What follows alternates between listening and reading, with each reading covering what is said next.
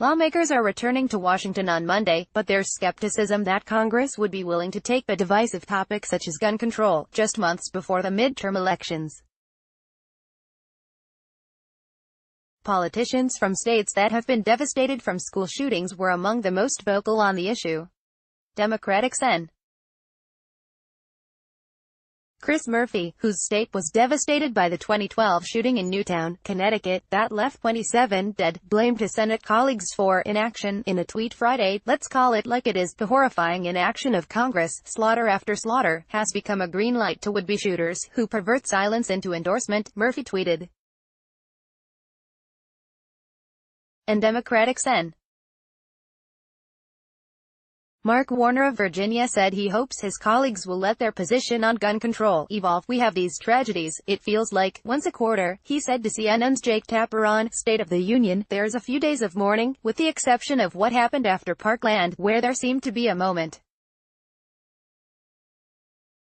And my hope and my appeal to everyone is, let's do an all of the above. But please, for those folks that I work with in the Congress, take a moment and let your position evolve. I mean, there are ways that we can put reasonable restraints without dramatically interfering with people's Second Amendment rights." On the House side, Democratic Rep.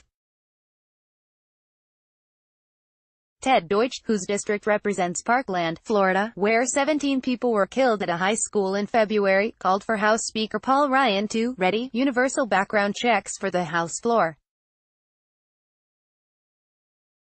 He tweeted Friday, "It's not too soon. It's too late. For at least 8 families. For thousands more student survivors at Santa Fe High School. At Speakerian, you've had 3 months since our meeting to ready universal background checks for the floor. How many more?" However, Ryan seems unlikely to take the issue. In his statement on Friday, he pointed to past legislation related to keeping schools safer.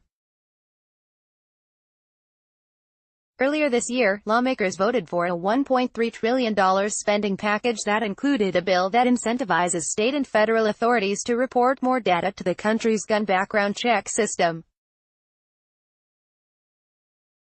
"While we need to learn more about what took place here, it is urgent that we implement the reforms Congress recently passed to make schools safer and keep deadly weapons away from those who should not have them," he said in a statement. "This is a time to come together in support of the Santa Fe community. It's unclear what, if any, legislation Congress could consider that would have prevented a mass shooting like the one in Texas on Friday." Texas Governor Greg Abbott told reporters that the alleged shooter used a shotgun and a .38 revolver that were legally owned by his father. It's possible gun control legislation could make more progress at the state level. In Texas, Abbott also offered plans of swift action for the coming days, primarily a Tuesday roundtable to discuss next steps in protecting students and schools from gun violence.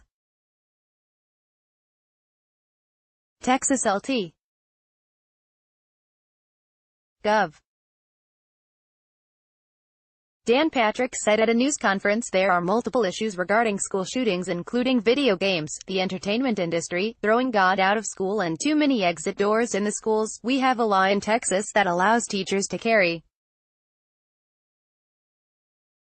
but it's left to the superintendent and the local level," Patrick said. CNN's Nick Valencia, Anna Claire Stapleton and Faith Karimi contributed to this report.